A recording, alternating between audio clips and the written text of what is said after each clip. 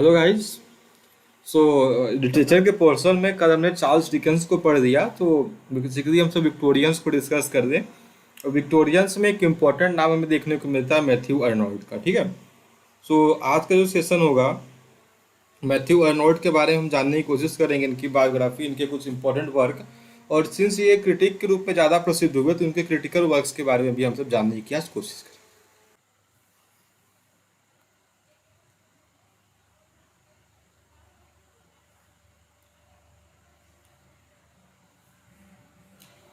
Okay. हाँ, सो ठीक है, चलिए। सो जब बात करते हैं हम सब, हमारा आज का टॉपिक है आज का मैथ्यू अर्नोल्ड का ना। सो गाइज, मैथ्यू अर्नोल्ड कौन है, क्या है, इनके बारे में हम सब कुछ बेसिक बेसिक सी इंफॉर्मेशंस को आज कोशिश करेंगे कि जान जाएं, और इनके वर्क्स पे भी हम सब एक ओवरव्यू देंगे जरूर। ठीक है।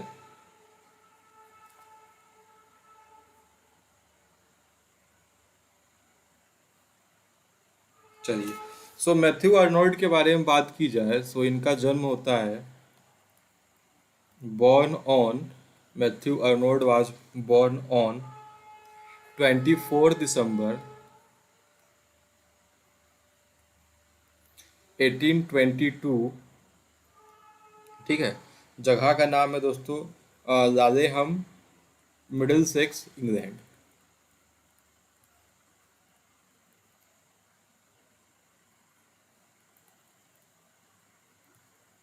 ठीक है। सो ये बेसिकली मैथ्यू अर्नोल्ड के जन्म के बारे में बात हो गई। अच्छा, एक इम्पॉर्टेंट बात, इनको आप सब जानते हैं, वैसे सीरीज आप समझ ही रहे हो, तो ये बात है विक्टोरियन पोएट एंड क्रिटिक। ठीक है। सो जो इनका क्रिटिक था, क्रिटिकल वर्क्स के लिए बेसिकली इनको जो है ज़्यादा जाना गया। ठीक है, उसके लिए इनको जो है बेसिकली ज़्यादा जाना गया। और इनके क्रिटिक्स के बारे में चलिए बात करते हैं। तो इनके पिता का नाम था, इनके फादर का नाम था,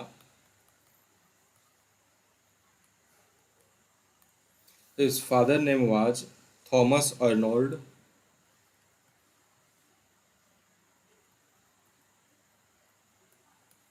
ठीक है, Thomas Arnold, who was the headmaster of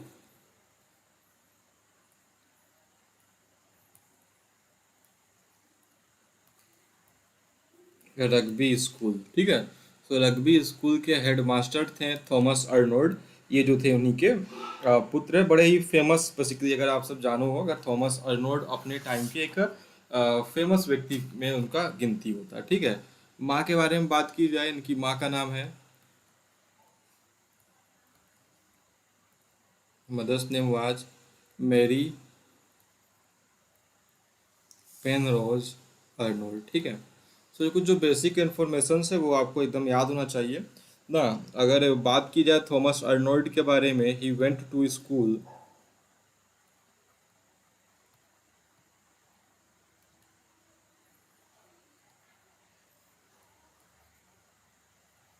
ये कहाँ का स्कूल का दोस्तों, he went to school Winchester,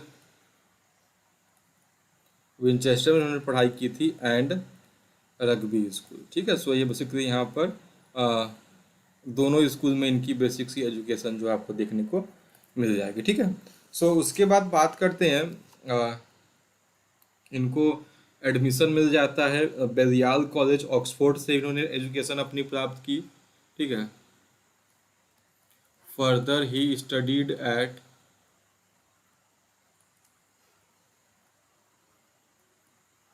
बेलियाल college, जो कि आपका ऑक्सफोर्ड में है। ठीक है। वेयर ही मेट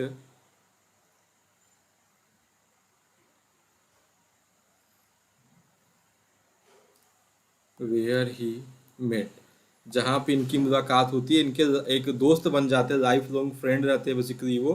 उनका नाम रहता है Arthur Hugh Clough. Where he met Arthur Hugh Clough, जहाँ पे इनकी मुलाकात हो जाती है आर्थर आर्थर ह्यू क्लो से। ठीक है। चलिए।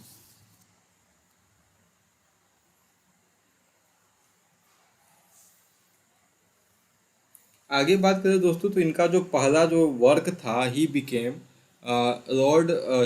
सेक्रेटरी टू लॉर्ड रैंडसॉन, ठीक है। He became secretary to Lord Lansdowne, ठीक है, Lord president of council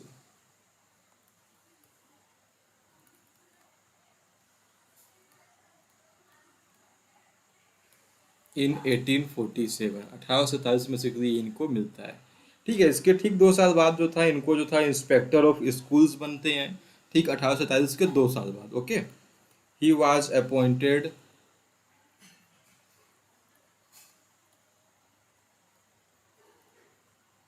inspector of schools, inspector of schools in 1851, ठीक है, 1851। अच्छा, 2 साल नहीं, 4 साल, सॉरी, 1851 में, इन 1851 ही मैरिड, इन्होंने शादी भी कर दी 1851 में ही, 1951 ही मैरिड, इन्होंने शादी किया बेसिकली फ्रांसिस लूसी से, ठीक है। He married Francis, LUCY, Francis Lucy से बेसिकली इन्होंने शादी कर दी, ठीक है, 1851 में। तो 1851 का जो साल था, उन्होंने यहाँ पर दो काम किया, इंस्पेक्टर ऑफ स्कूल से ये नियुक्त होते हैं, उसके बाद जो यहाँ पर ये बन जाते, ठीक है। चलिए आगे कुछ और इम्पोर्टेंट बात करते हैं। अभी जो मेन हमें डिस्कस करना रहता है ना मैथ्यू अर्नोल्ड के बारे में, वो इनका जो क्रिटिसिज्म वर्क था उसके बारे में हमें बात करनी है, मेन इनके बारे में यही रहता है, ठीक है। आगे बात करते हैं, तो इन 1857, 1857 में, he was elected professor of poetry at Oxford, ठीक है। ऑक्सफोर्ड में ये क्या बनते हैं दोस्तों, प्रोफेसर ऑफ पोइट्री नियुक्त किए जाते हैं। और करीब 1886 में ही रिटायर्ड, इनका रिटायरमेंट हो जाता है। He retired from inspector of schools,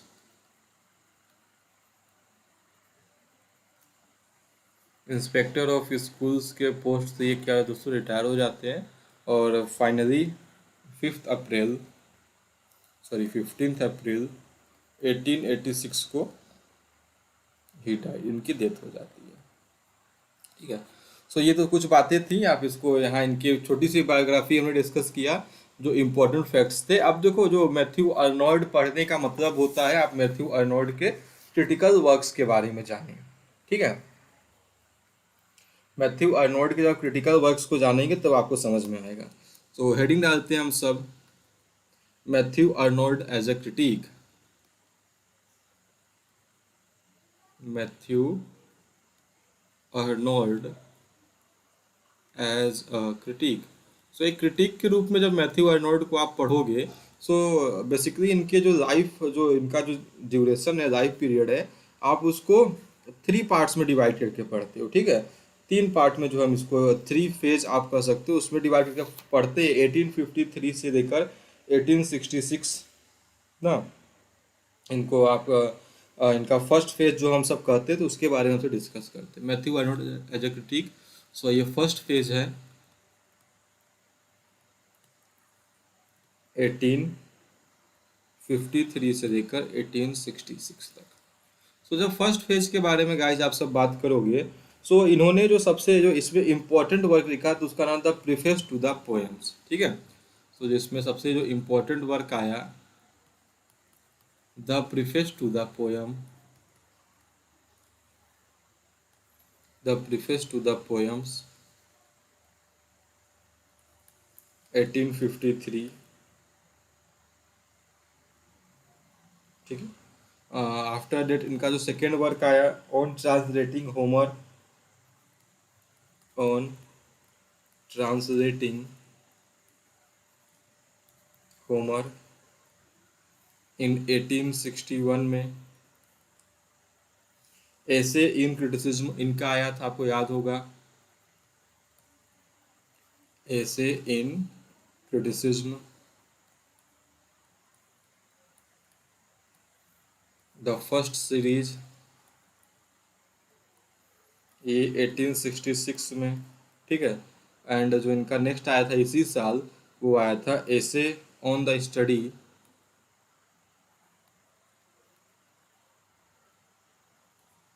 on the study of नहीं, on the study Celtic literature, Celtic literature. ठीक है। ये आया दोस्तों 1866 में। सो देखो क्वेश्चंस अब यहाँ से बनने के चांसेस ये हो सकते हैं कि पूछ रहे कि आपको बताओ इनमें से कौन सा वर्क जो है अर्नोल्ड के फर्स्ट फेज का नहीं है, कौन सा वर्क जो है फर्स्ट फेज का है। इस मैनर में हो सकता है कि आपको प्रश्न देखने को एक आध दो मिल सकते हैं। ठीक है। जब बात करते हैं इनके सेकेंड फेज की, सो सेकेंड फेज जो था इनका, थोड़ा ये इनका जो एजुकेशनल जो वर्क था उस पर इन्होंने ज़्यादा फोकस किया था। सो बात करें अगर इनके सेकेंड फेज के बारे में,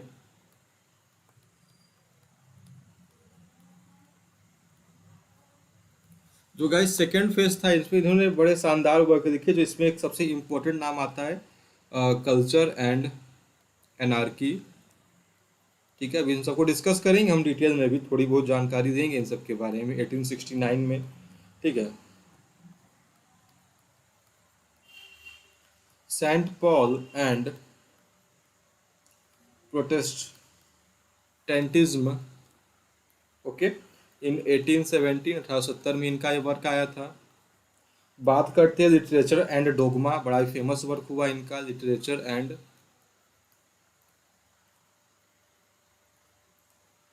dogma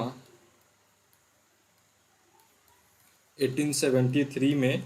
and God and the Bible आया था इनका fourth work, God and the Bible. Okay. ये इनका जो था सेकेंड फेज का वर्क था 1875 में। ठीक है। उसके बाद बात करें जो इनका लास्ट फेज रहा, लास्ट फेज रहा वो था essays in criticism second series. जो इनका थर्ड फेज का जो सबसे इम्पोर्टेंट वर्क के बारे में बात की जाती है थर्ड फेज के। ठीक है। सो थर्ड फेज के बारे में अगर आप बात करोगे, थर्ड फेज का सबसे इम्पोर्टेंट जो वर्क आया वो था essays in criticism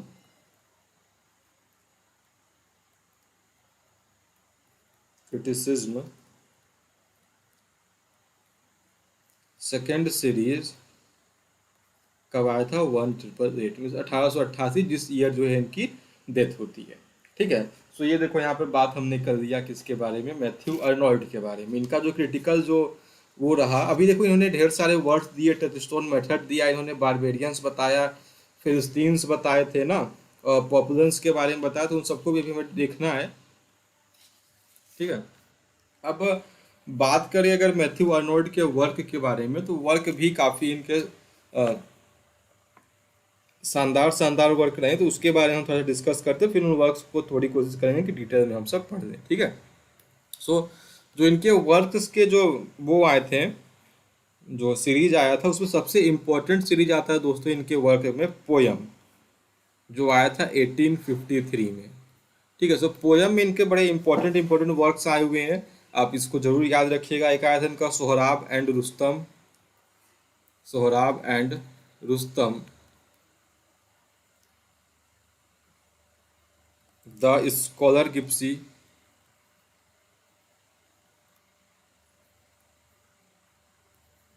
the scholar gipsy. ठीक है।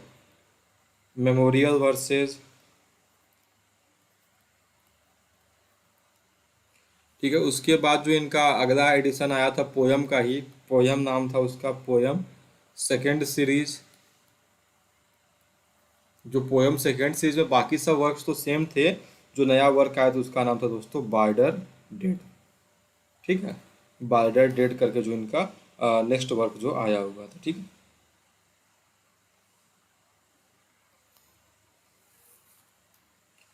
नेक्स्ट जो इनका जो सीरीज आया था, जिसको हम सब ज़्यादा जानते हैं न्यू पोयम्स नाम से, न्यू पोयम्स। इन 1867। न्यू पोएम्स में दोस्तों क्या क्या चीज़ें दी गई थी, उसमें आया था डोवर बीच, डोवर बीच, थार्सिस, रग्बी चैपल और सदर्न नाइट।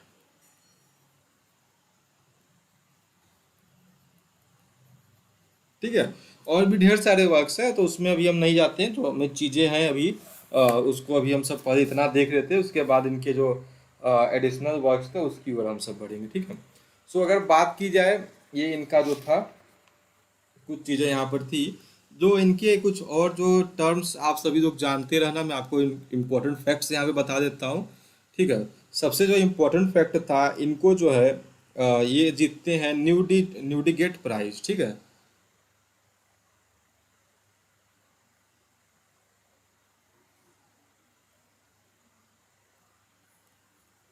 इसको लिखो कि ही वोन, फैक्ट्स करके लिख सकते हो आप, यहाँ पर फैक्ट्स करके लिख सकते हो।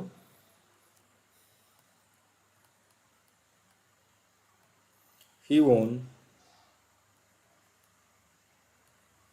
न्यूडिगेट प्राइज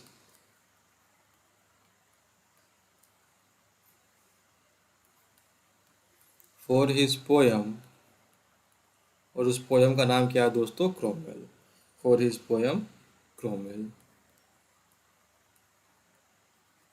ठीक है। क्रोमवेल के लिए इनको जो था न्यूडिगेट प्राइज मिला था। इसके बाद याद रखना, इनका जो फर्स्ट पब्लिश्ड वर्क है, फर्स्ट बुक पब्लिश्ड, जो इनका फर्स्ट बुक पब्लिश्ड है दोस्तों, उसका नाम है द स्ट्रेड लेबर। ठीक है। क्या नाम है दोस्तों उसका, the first book published was the strayed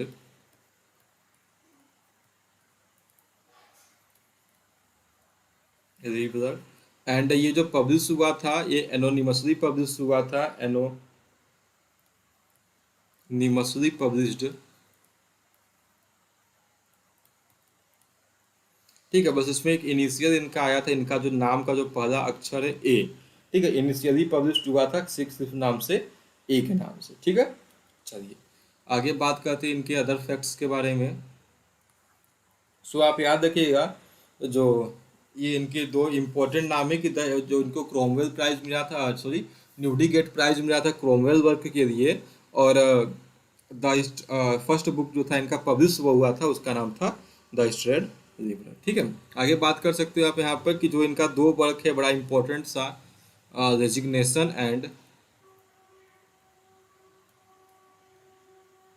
and to a gipsy child, resignation and to a gipsy child.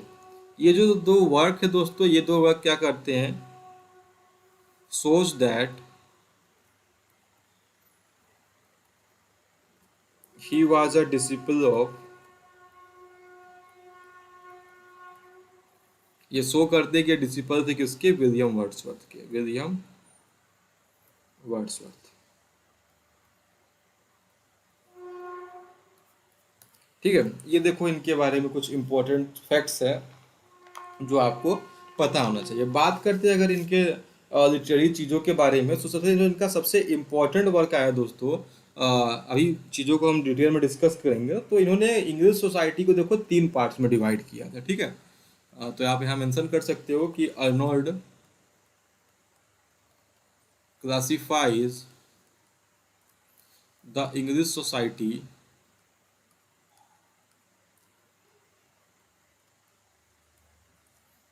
into three parts, three parts. ठीक है। इन्होंने तीन भागों में बेसिकली सोसाइटी को बांटा था। तो सबसे पहला इन्होंने पार्ट बताया, उसका नाम था the barbarians. So friends, barbarians कौन थे, बारबेरियंस जो थे वे लोग थे, बारबेरियंस जो थे इन्होंने बताया एरिस्टोक्रेटिक क्लास के लोगों को इन्होंने बारबेरियंस बताया, एरिस्टोक्रेटिक क्लास। ठीक है। They are they have serenity, high spirit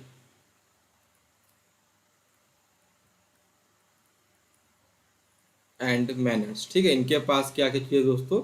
सो इनके पास सेरेनिटी थी, इनका स्पिरिट हाई था, और इनके पास थे मैनर्स। सेकेंड जो क्लासिफिकेशन उन्होंने सोसाइटी किया उसका नाम था द फिलिस्तीन्स। द फिलिस्तीन्स। ठीक है, सो द फिलिस्तीन्स जो इनका क्लासिफिकेशन था उसमें ऐसे लोग थे जो कि धर्म पे विश्वास नहीं करते थे। Who doesn't believe in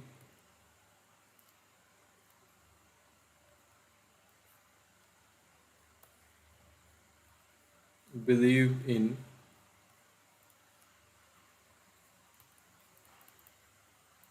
religion, जो धर्म पे विश्वास नहीं करते थे। और इसके अकॉर्डिंग उन्होंने बताया, इनको किससे रेफरेंस किया? कमर्शियल मिडिल क्लास से। ठीक है, और जो इनका थर्ड जो क्लासिफिकेशन रहा उसका नाम था द पॉपुलेंस। और जो द पॉपुलेंस थे, देखो जो बारबेरियंस थे, बारबेरियंस तो आपको क्लियर हो गया कि वो एरिस्टोक्रेटिक क्लास को इन्होंने बताया था, और जो भी चीज़ें थी इनके बारे में इन्होंने बता दिया। ठीक है, आगे बात करते हैं, अगर आगे बात की जाए तो इनका जो द पॉपुलेंस था, द पॉपुलेंस इन्होंने बताया कि ये जो ऐसे लोग थे दे आर स्टिल लर्निंग, वो अभी भी सीख रहे हैं चीज़ों को। एंड दे आर ब्लाइंड, और वो सब क्या है दोस्तों? अंधे हैं। ब्लाइंड, अंधे का मतलब हुआ कि धर्म के मामले में ऐसी चीज़ें कि जो धर्म पे विश्वास नहीं करता है, तो उसको आप सब कंसिडर क्या करते हो? वहाँ पे उसको ब्लाइंड का ही जो है दर्जा दिया जाता है। ठीक है, सो ये देखिएगा, मैथ्यू आर्नोल्ड ने क्लासीफाई किया है तीन पार्ट में इंग्लिश सोसाइटी को, उस टाइम में कॉन्टेम्प्ररी इंग्लिश सोसाइटी को। ठीक है, चलिए, इस वजह से मैथ्यू आर्नोल्ड को बहुत ही ज़्यादा अच्छा, मतलब कि वो मिलता है, नाम मिलता है कि इन्होंने चलो अच्छा कुछ काम किया, क्रिटिसाइज किया इन्होंने बेसिकली अपने ही सोसाइटी को, जो उस समय पीरियड के हिसाब से बेस्ट था। ठीक है, इन्होंने एक मेथड डेवलप किया दोस्तों, जिसको हम सब जानते हैं टच स्टोन मेथड के नाम से। चलिए बात कर लेते हैं उसके बारे में। The method was touch stone method. Touch stone method.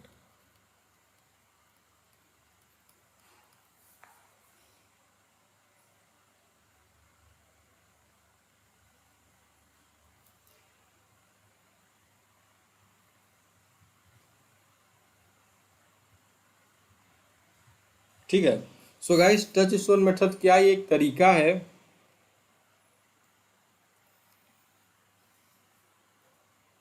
The touchstone method के बारे में बात करें तो ये एक तरीका था जिसमें जो है आप किसी भी ऑथर के वर्क को नापते हैं। बेसिकली टच स्टोन का मतलब क्या होता है?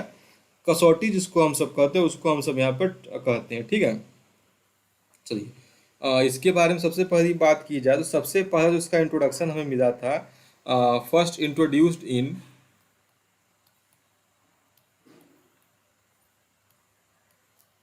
The study of poetry. जो द स्टडी ऑफ पोइट्री आया था इनका वर्क, उसमें इन्होंने पहली बार इसको इंट्रोड्यूस किया था 1850, 1850 में। ठीक है, बात की जाए टच स्टोन मेथड के बारे में, ये क्या है? ये है the touchstone method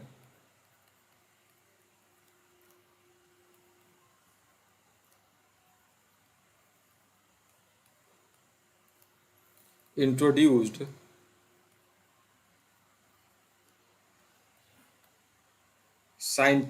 objectivity to critical evolution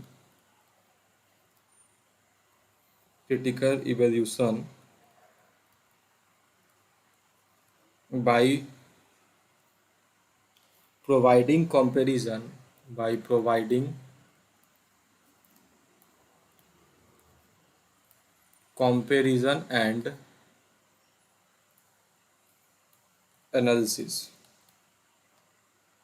analysis. ठीक है, सो बेसिकली इसका मतलब क्या होता था कि जो जो पोएट है उस पोएट की जो सबसे इम्पोर्टेंट वर्क है उसको क्या करना था वहाँ पे, उसके बारे में डिटेल। तो सबसे इम्पोर्टेंट वर्क में भी जो इम्पोर्टेंट आता है ना, जो सिलेक्टेड जो पोएम्स होते हैं किसी ग्रेट पोएट्स के, उसके बारे में यहाँ पर हम सब बात करते हैं। पूरा पोएम हमें नहीं पढ़ना है, उसके वजह से जो अच्छी जो सबसे राइटिंग कंसिडर करते हैं उसके बारे में हम सब यहाँ पर बात करते हैं, ठीक है।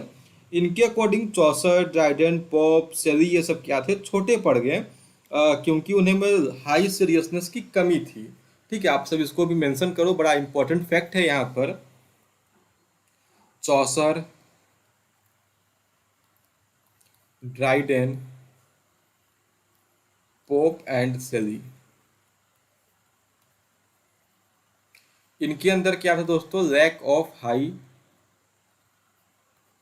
सीरियसनेस। ये किसके अकॉर्डिंग है दोस्तों, ये टच स्टोन मेथड की बात हो रही है। और ये जो चौसर वाला आपका है ना, इस पे भी क्वेश्चन भी बना हुआ है। ये आपका प्रश्न बन चुका है एक बार कि किसने कहा था कि चौसर के पास जो है लैक ऑफ हाई सीरियसनेस है। तो ये बेसिकली मैथ्यू आर्नोल्ड का कहना था, किस सेंस में, इस सेंस में, ठीक है। चलिए,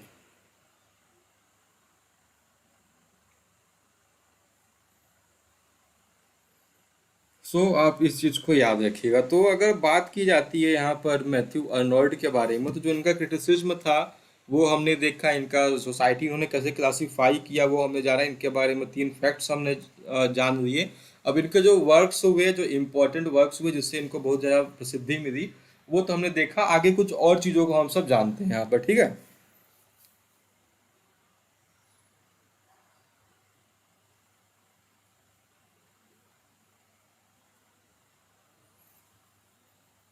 चलो, इनके इम्पोर्टेंट वर्क्स के बारे में हम सब अब पढ़ते हैं।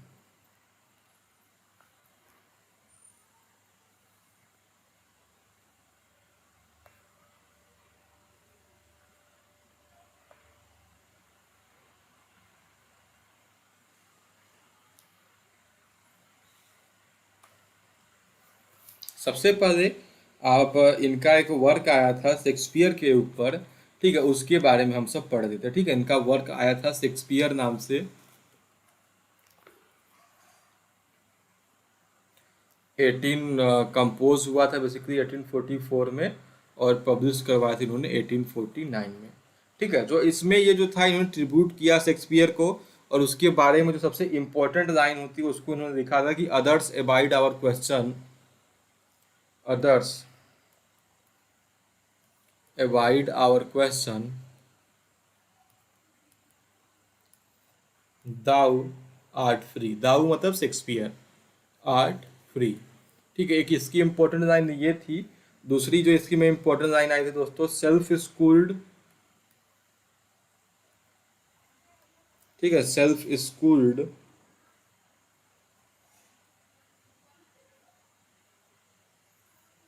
Self schooled, self scanned, self honoured,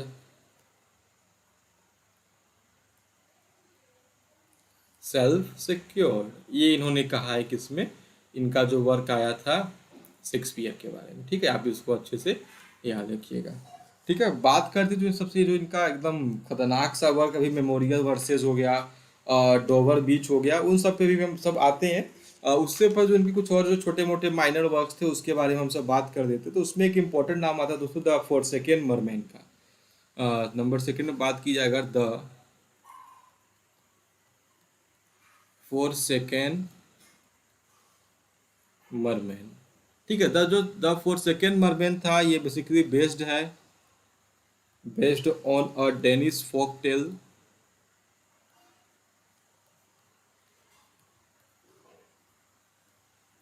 आया दोस्तों, ये पब्लिश्ड हुआ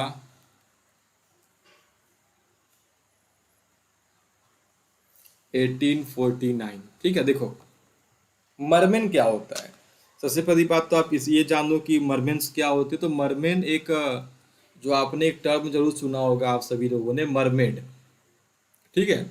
मरमेड कौन सा को क्या होता है, तो जिसका जो निचला हिस्सा फिश का होता है ना, और ऊपरा हिस्सा किसका होता है, वुमन का होता है, ठीक है। सो मरमेड का ही जो मैस्कुलिन जेंडर है उसी को हम सब कहते हैं दोस्तों मरमेन। ठीक है, द फोर्सेकन मरमेन, ये आप सब यहाँ पर याद रखिएगा इसके बारे में। ठीक है। सो 1849 में इनका ये वर्क आया था, द फोर्सेकन मरमेन। इसमें जो है कहानी बताई गई है, कहानी बताई गई है एक, इसमें एक वुमन की कहानी है जिसका नाम था मार्गरेट। मार्गरेट जो है एक मरमेन से शादी करती है और बाद में वो उसे छोड़कर चली जाती है। ठीक है। So story of Margaret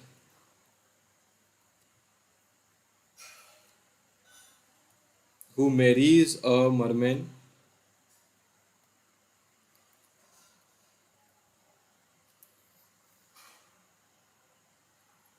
and forsakes him, जो उसे छोड़कर चली जाती है। तो जो forsakes him जो यहाँ पर टर्म दिया गया है, इसका मतलब बेसिकली वही है कि उसको forsake करती है, उसे छोड़कर फिर वहां से चली जाती है। ओके,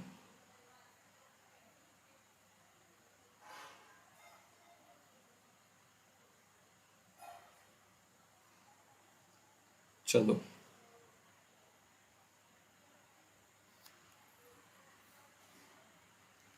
और एक चीज आप याद रखना, जो द फोर्सेकन मरमेन के बारे में, ये जो इसका था, ये इसके जो पैथोस एंड म्यूजिकल क्वालिटी के लिए जाना जाता है, नॉन फॉर इट्स पैथोस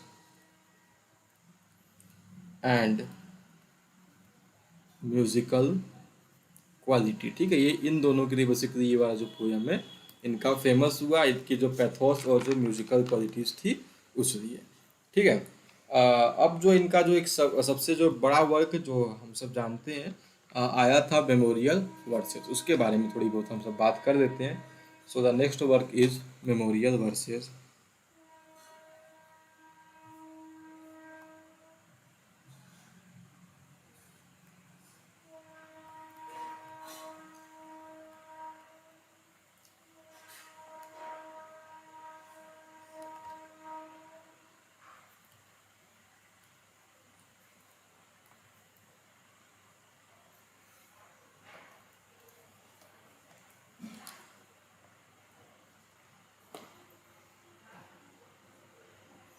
ठीक है। सो मेमोरियल वर्सेस कब आया दोस्तों?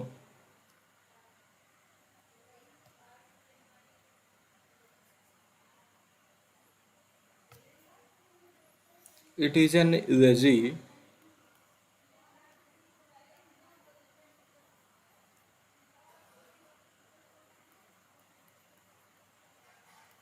written in April 1850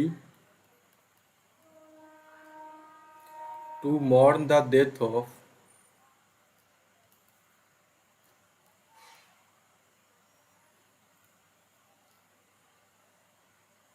William Wordsworth.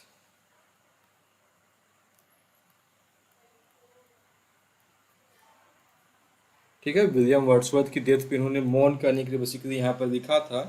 ठीक है। चलिए, he also paid tribute to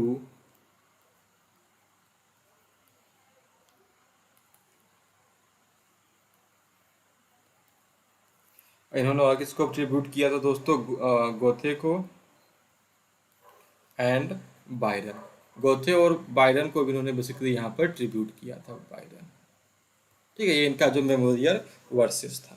बात की जाती है जो पोयम की जो शुरुआत होती है, इस पोयम की शुरुआत में ही ये तारीफ करती है, प्रशंसा करते हैं किसकी? गोथे की, सॉरी लॉर्ड बायरन की। तो आप इसको यहाँ मेंशन करो। In the beginning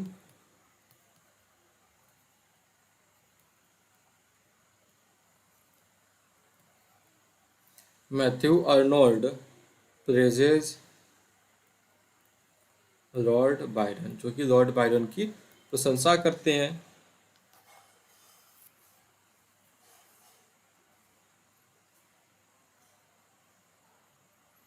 and then he laments over the death of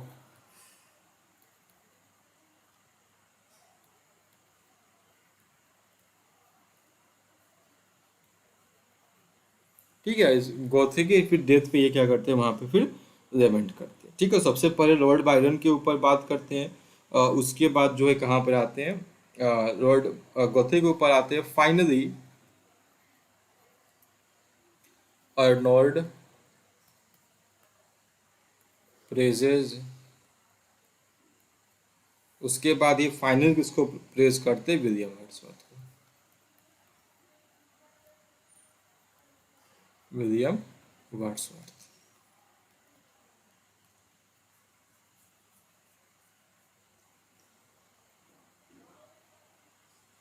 चलिए, इसके कुछ इंपॉर्टेंट लाइंस को आप सब नोट कर सकते हो अगर चाहो तो।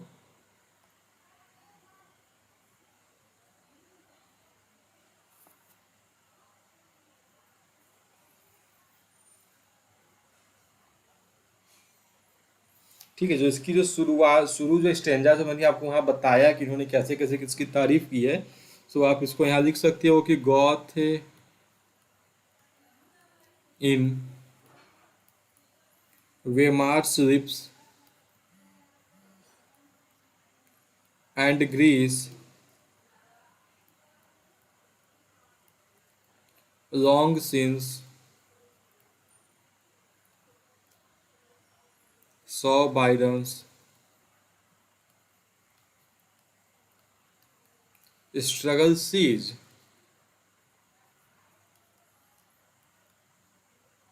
ठीक है, उसके बाद इसमें कुछ और लाइंस यहाँ पर दी गई है, 3 लाइन बेसिकली है।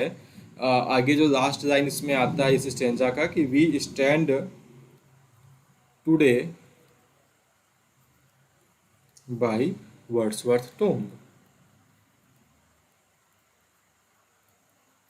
ठीक है, जो इसकी लास्ट लाइन तब जो इस स्टेंजा की जो लास्ट लाइन देखो, तो इसमें गोथे का जिक्र हुआ, लॉर्ड बायरन का जिक्र हुआ, और फिर जिक्र हुआ यहाँ पर वर्ड्सवर्थ का। ठीक है, और इसमें एक लाइन आई है, thou ailest here and here, thou ailst here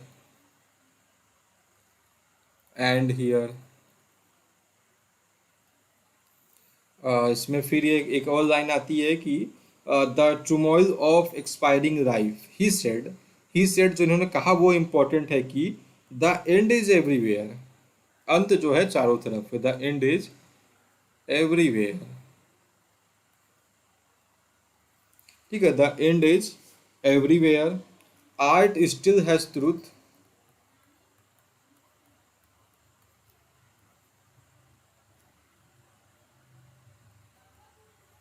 ठीक है, आर्ट में अभी भी सत्य है, टेक रिफ्यूज देयर।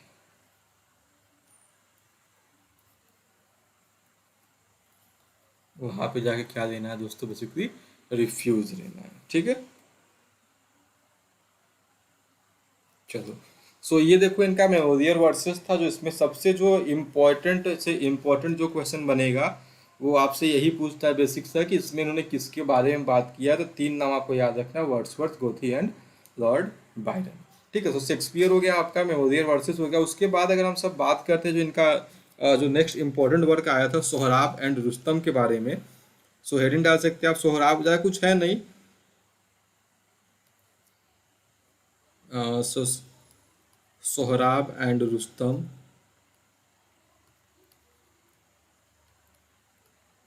ठीक है, ये आया कब, इन 1853, 1853 में।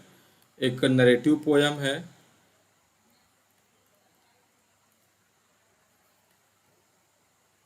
इस पोयम की जो सोर्स है वो है फिरदौस का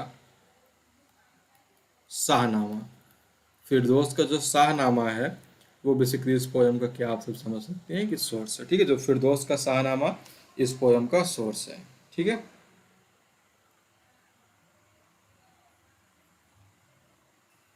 Sohrab and Rustam.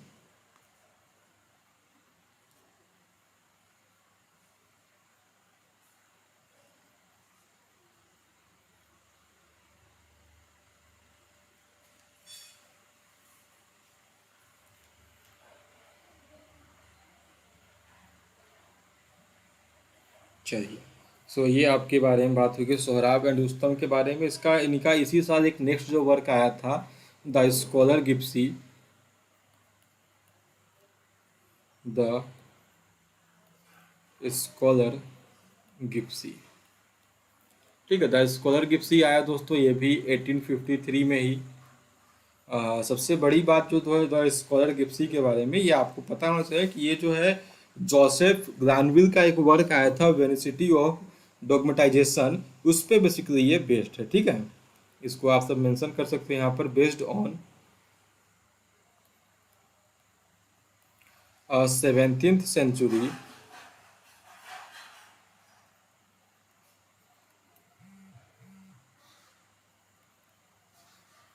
Story found in, किसका वर्क था दोस्तों, वो जोसेफ ग्रानविल का, Joseph Granville's the vanity of dogmatization.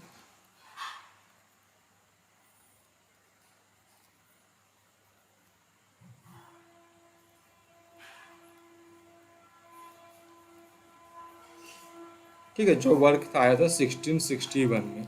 ठीक है, अगर बात की जाए तो ये द स्कॉलर गिप्सी को कंसिडर किया जाता है इनका मोस्ट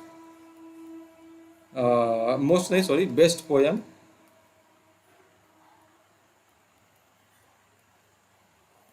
ठीक है, ये जो इनका क्या है यहाँ पर बेस्ट पोयम जो इसको कंसिडर करते हैं। ठीक है, इसका कंपेनियन पीस है, इट्स कंपेनियन पीस इज, इसके जो कंपेनियन पीस का नाम है दोस्तों, उसका नाम है थायरिसिस। क्या नाम है उसका दोस्तों, थाई थायरसिस, सॉरी थायरसिस नहीं, थायरसिस इसका जो है कंपेनियन पीस का नाम है।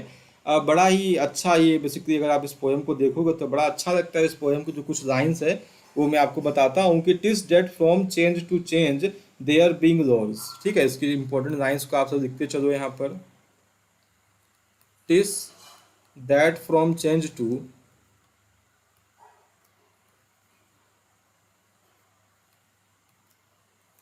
Change their being roles. Okay, आगे इसमें आती है कि one M, one business, one Dzire.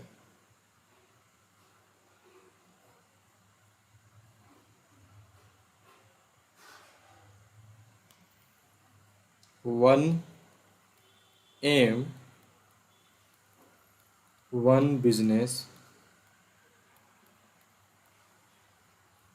One Dzire. ये भी किसका वर्क है, ये भी इन्हीं का वर्क, इन्हीं का यहाँ पर कहना था ना।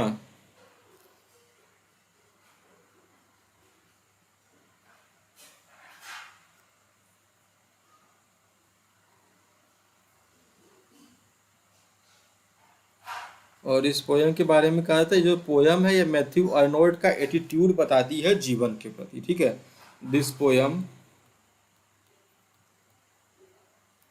shows shows the attitude of Matthew Arnold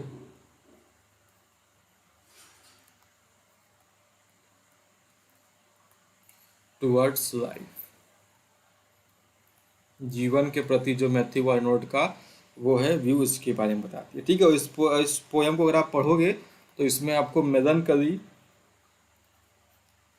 and pessimism की भरमार देखने को मिल जाती है। ठीक है, तो ये जो कुछ इंपॉर्टेंट पॉइंट्स है आप सब यहाँ पर देख सकते हो। थायरसिस जो इनका वर्क है वो इसका बेसिकली क्या, यहाँ पर एक कंपेनियन पीस आप यहाँ पे इसको कंसिडर करते हो। ठीक है, so guys Sohrab and Rustam हो गया ना, द स्कॉलर गिप्सी हो गया। बात करें थोड़ी बहुत थायरसिस के बारे में, सॉरी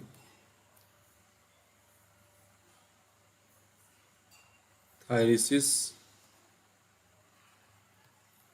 थायरसिस। ठीक है,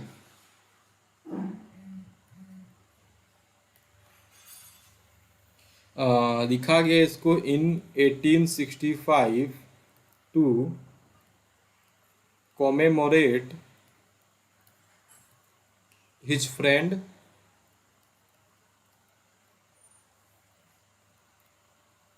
इनके दोस्त कौन बने थे जो ऑक्सफोर्ड में थे, आर्थर ह्यू क्लो,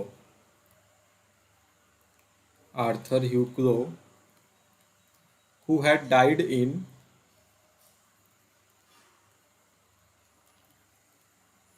1861, जो कि 1861 में जिनकी जो है डेथ हो चुकी थी। ठीक है, और जो यहाँ पर जो थायरसिस नाम का कैरेक्टर है, Thyrsis was a shepherd, was a shepherd in, जो वर्जिल का सेवेंथ ऑपिलॉग था, वर्जिन्स, सॉरी वर्जिन्स नहीं, वर्गिल्स, वर्गिल्स सेवेंथ इकोलॉग। और राइट, चलिए, तो ये बातें यहाँ पे कुछ आपको जो है यहाँ पर ध्यान देना। और इसमें थायरिसिस कौन था, थायरिसिस माने था ह्यू, आर्थर के बारे में यहाँ पे थायरिसिस नाम दिया गया। और जो कोरिडोन नाम था, कोरिडोन नाम का जो शेफर्ड था वो मैथ्यू आर्नोल्ड स्वयं थे। ठीक है, सो इस बात को आप सब याद रख सकते। थायरिसिस को क्यों लिखा गया, तो कैमोरेट करने के लिए इनके जो फ्रेंड थे जिसका नाम था आर्थर ह्यू क्लो। ठीक है, और भी देखो इनके ढेर सारे वर्क से गाइस बात की जाती है। रग्बी चैपल भी इनका बड़ा इंपॉर्टेंट वर्क आया।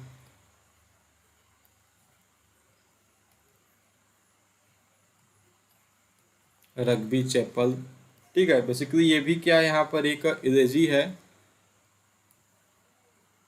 Elegy on the death of his father, जो इनके पिता की डेथ हुई थी उसके ऊपर उन्होंने जो एलेजी लिखा था उसी का नाम है। कंपोज हुआ था 1857 में और पब्लिश्ड हुआ था ये 1867 के आसपास। ठीक है, था डेट वगैरह जो यहाँ पर आपको थोड़ा डिफरेंस मिल सकता है डेट्स में। ठीक है, चलिए, तो इतनी बातें हो गई। सोहराब रुस्तम हो गया, द स्कॉलर गिप्सी हो गया। इनका जो एक और वर्क था the summer night, sorry a summer night के बारे में बात कर देते हैं। सबसे लास्ट में हम सब डोवर बीच को डिस्कस करेंगे, अ समर नाइट। ठीक है, अ समर नाइट भी देखो 1853 का ही वर्क था। ये एक फिलोसॉफिकल पोयम है, फिलोसॉफिकल पोयम है। ठीक है, ये इनका कौन सा वर्क है, अ समर नाइट। उसके बाद जो इनका एक इम्पोर्टेंट वर्क आता है दोस्तों, एम्पेडॉक्स ऑन एटना।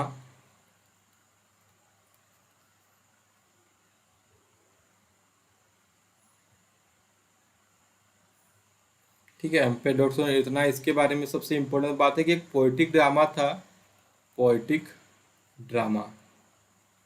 ठीक है, जो कि आया कब, इन 1852, 1852 में बेसिकली ये जो है इनका वर्क आया। तो देखो ये ढेर सारे जो इनके वर्क्स, मैथ्यू आर्नोल्ड, जब आप पढ़ने बैठते हो, अगर आपको यही पीजीटी के लिए पढ़ना होता, सो एक एक वर्क में आपको ढेर सारी चीज़ें जो है आपको यहाँ पर याद रखना पड़ता। ठीक है, अगर हम सब यहाँ पे पीजीटी को डिस्कस करते, बट अच्छी बात है कि हम सब यहाँ पर सिर्फ जूनियर लेवल के बारे में बात करते। तो हम इनका जो सबसे जो इम्पोर्टेंट वर्क आया डोवर बीच, सो डोवर बीच के बारे में कुछ डिस्कशन कर लेते हैं। ठीक है,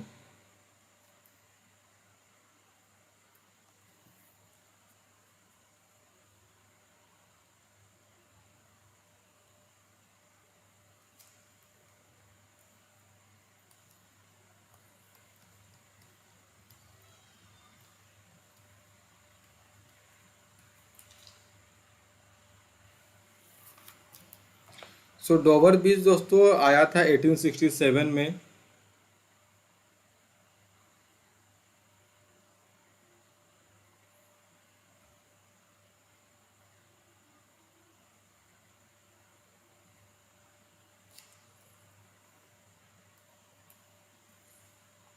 पब्लिश्ड इन 1867, और ये आया था दोस्तों न्यू पोएम्स में। ठीक है, ये यहाँ पर डोवर, देखो डोवर बीच इम्पोर्टेंट इसलिए भी माना जाता है क्योंकि जो यहाँ पर देखा जाता है डोवर बीच जो पोयम है इनका, उसमें बेसिकली ये बताते हैं कि किस तरीके से विक्टोरियन एरा में जो है धार्मिक विश्वास का जो है पतन होते जा रहा है, उसके बारे में यहाँ पे उन्होंने इसको बताया है। ठीक है, चलिए, सो इसको हम सब नोट, ये पहली बात उसके टाइटल्स वगैरह को जान लो कि आप तो the title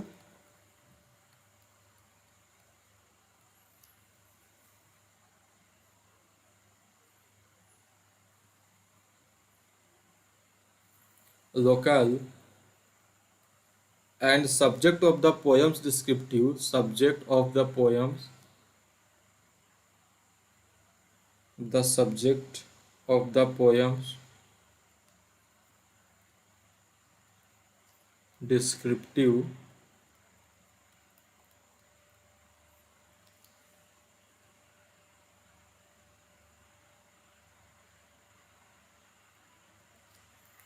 opening lines in the shore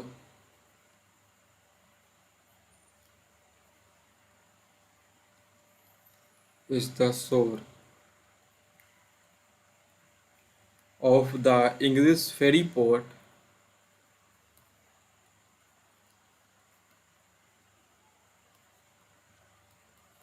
of Dover. ठीक है, डोवर का जो यहाँ पर इंग्लिश फेरी पोर्ट है उसके बारे में बताएगा, जो कि कहाँ पर स्थित है दोस्तों, कैंट में स्थित है। ठीक है, चलिए, बात की जाए डोवर बीच के बारे में, ये एक बड़ा ही हार्ड पोएम आप इसको कह सकते हो एनालाइज के बारे में। सो इस पोएम की जो सबसे इम्पोर्टेंट बात है कि इसमें जो है लेमेंट, अर्नोल्ड जो है लेमेंट करते हैं। ठीक है, तो यहाँ पे देख सकते हो कि आप यहाँ पे Arnold laments here, laments here the loss of the religious faith in the Victorian period. ठीक है, इस टाइम पीरियड में जो भी धार्मिक मत, क्योंकि देखो धीरे धीरे क्या हो रहा है, आप अभी पढ़ रहे हो 1800 के 1900 के पास हम सब पहुंच चुके हैं, और अभी बहुत ही ज़्यादा परिवर्तन हो चुका है एज में, टाइम पीरियड में ढेर सारी चीज़ें बदल चुकी हैं यहाँ पर। तो उसी को यहाँ पर जो है लेमेंट करते हुए यहाँ पर ये इसको लिखते हैं। ठीक है, विक्टोरियन पीरियड, इस पोयम की जो कुछ इंपॉर्टेंट जो लाइन्स है आप चाहो तो उसको मेंशन कर सकते हो। जो इसमें सबसे जो इम्पोर्टेंट लाइन आती है दोस्तों, the sea is calm tonight. क्या दोस्तों, the sea is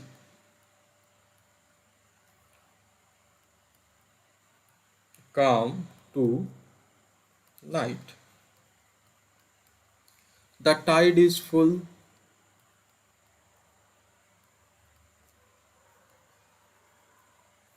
the moon lies fair,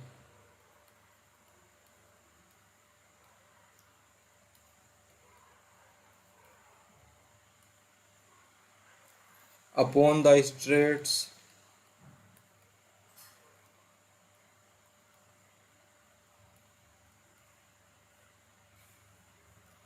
on the French coast.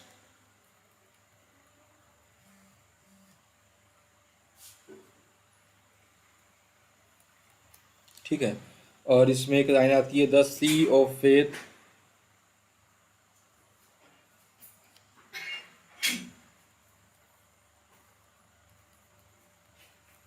The sea of faith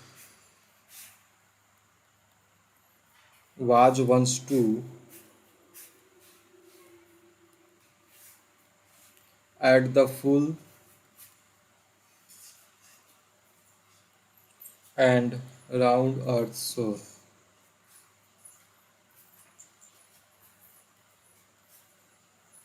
ठीक है, सो ये जो लाइन्स यहाँ पर है इसमें आपको पता चलता है ना कि आप यहाँ लिख सकते हो स्टार बना के अच्छे से, कि इसमें जो है जो मैथ्यू अर्नोल्ड है ना, मैथ्यू अर्नोल्ड बेसिकली कंपेयर करते हैं सी को किसके साथ, धर्म के साथ। Matthew Arnold compares sea with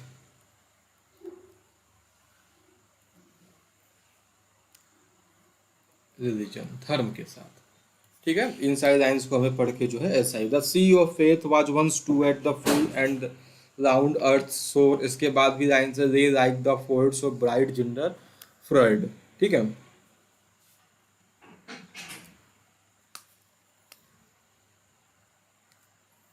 और जो इसमें एक इम्पॉर्टेंट लाइन जो आती है, आह love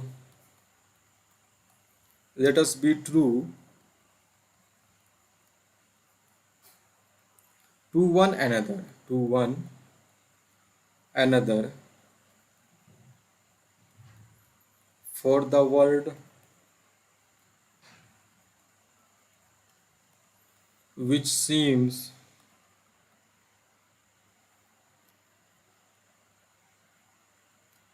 to lie before us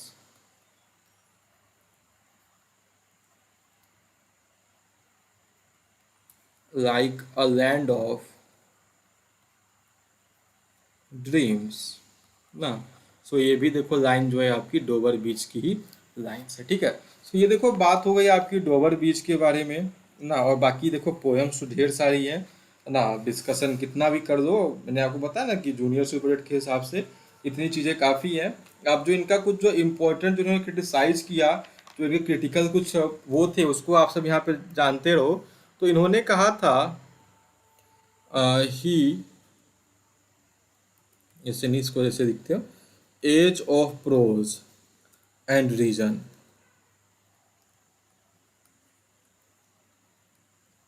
ठीक है। बेसिकली ये किसका कहना दोस्तों, ये कहना था आपके मैथ्यू अर्नोल्ड का। मैथ्यू अर्नोल्ड ने 18th सेंचुरी के बारे में ये बात को कहा था कि जो 18th सेंचुरी है इंग्लिश लिटरेचर में, उसको हम सब age of prose and reason के रूप में यहाँ पर डिस्कस कर सकते हैं, ठीक है।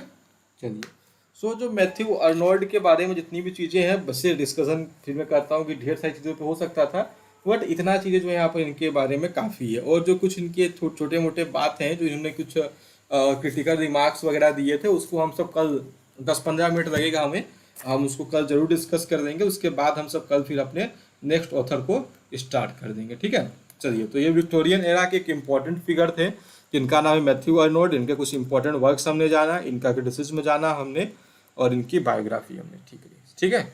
चलिए।